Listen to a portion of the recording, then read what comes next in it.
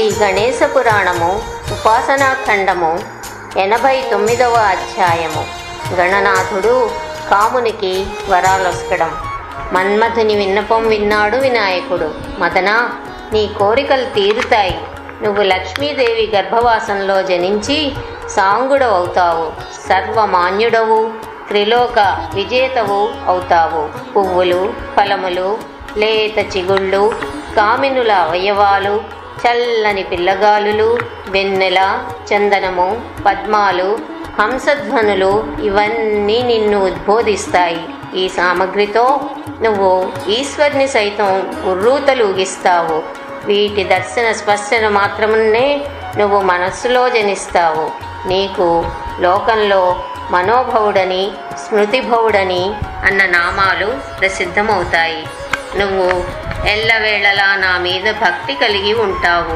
నువ్వు ఏ మహాకార్యం తలపెట్టినా ఒక్కసారి నన్ను స్మరిస్తే చాలు, నీకు దర్శనమిస్తాను అని కామునికి వరాలిచ్చి అంతర్ధానమయ్యాడు గణనాథుడు. పిమ్మట మన్మథుడు మహాగణపతిని ప్రతిష్ఠించి అతి భక్తి ప్రపత్తులతో స్వామిని అర్చించి రతీదేవి చేసిన ఉండ్రాళ్ళు, లడ్డూలు, రకరకాల వ్యంజనాలు గణపతికి నివేదించి మహా తేజస్సుతో తనకు దర్శనమిచ్చినందున స్వామికి మహోత్కటుడు అను నామకరణం చేశాడు. రత్నస్తంభముల ప్రాకారం నిర్మించాడు. తర్వాత మన్మథుడు రుక్మిణీదేవి గర్భవాసమున జన్మించాడు.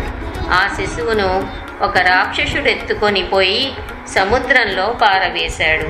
ఆ శిశువును ఒక పెద్ద చేప మింగింది. మత్స్యకారుడు చేపను పట్టి శంబరాసుడనే రాజుకు సమర్పించాడు.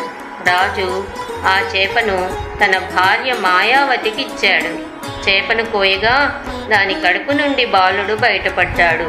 మాయావతి ఆ బాలుణ్ణి గోముగా పెంచుతూ వచ్చింది.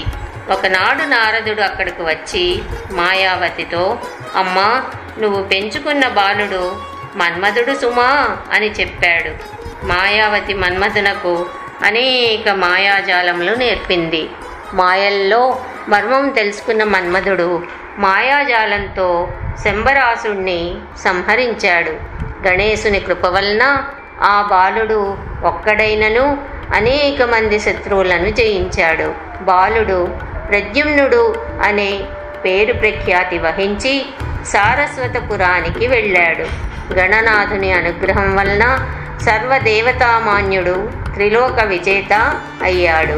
రుక్మిణి మొదలగు వనితలు వారిని చూసి మొదట కృష్ణుడని భ్రాంతి చెంది తర్వాత కాదని తెలుసుకొని లజ్జ చెంది వెనుతిరిగిపోయారు. నారదుడు వచ్చి అసలు వాస్తవంను తెలియజేయగా అందరూ మిక్కిలి ఆనందం చెందారు.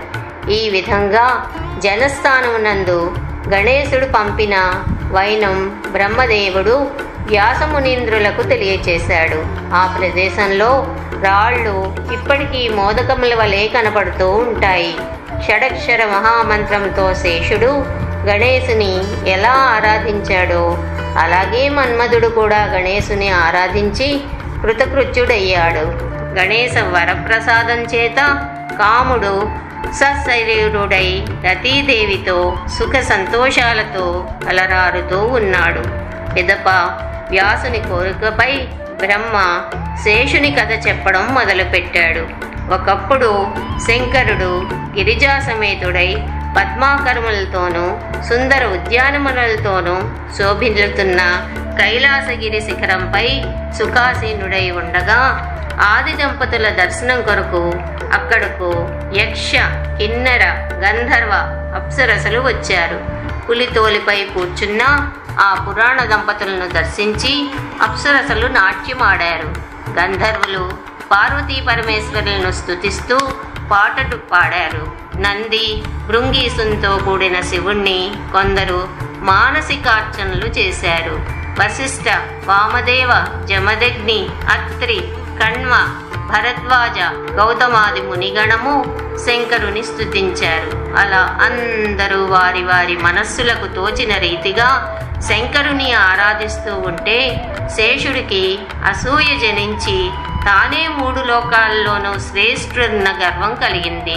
నేను శంకర్ని శిరస్సునకు భూషణుడను కదా. కాగా ధరణిని వహించే శక్తి సామర్థ్యాలు నాకొక్కడికే ఉన్నాయి. నా కులంలో పుట్టిన వాసుకిని కదా కవ్వతాడుగా చేసి సాగరం మతించి అమృతం గోలి దేవతలు అమరులైనారు. ఇలా ఏ కోణం నుండి చూసినా నాకంటే గొప్పవాడు మరొకడు లేడు అని తల ఎగురవేశాడు శేషుడు. అది గమనించి శంకరుడు దిగ్గున లేచి తలపైనున్న శేషుణ్ణి లాగి భూమిపై విసిరి కొట్టాడు. ఆ దెబ్బకు శేషుని 10 తలలు 10 ముక్కలుగా చిట్లిపోయాయి. శేషుడు మూర్ఛిల్లాడు. ఒక్కొక్క తల మళ్ళీ 10 ముక్కలైంది. అలా శేషుడు సహస్రఫణి అయ్యాడు. చేష్టలుడిగి నీరసించిన శేషుడు, ఆహా, త్రిలోక్య పూజ్యుడైన శంకరునకు శిరోలంకారభూతుడనగు నాకు ఏ కర్మ వల్లనో ఈ దుర్గతి పట్టింది.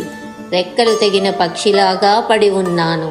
హతవిధి, నేను స్వస్థానాన్ని పొందగల ఉపాయం చెప్పేవారు, నా శోకం శమింపచేసేవారు ఎవరు అని చింతిస్తూ ఉండగా నారద మహర్షి ఆ మార్గాన పోతూ శేషుని దురవస్థ చూసి సర్వం తెలిసినప్పటికీ శేషుని దుర్గతికి కారణం అడిగాడు.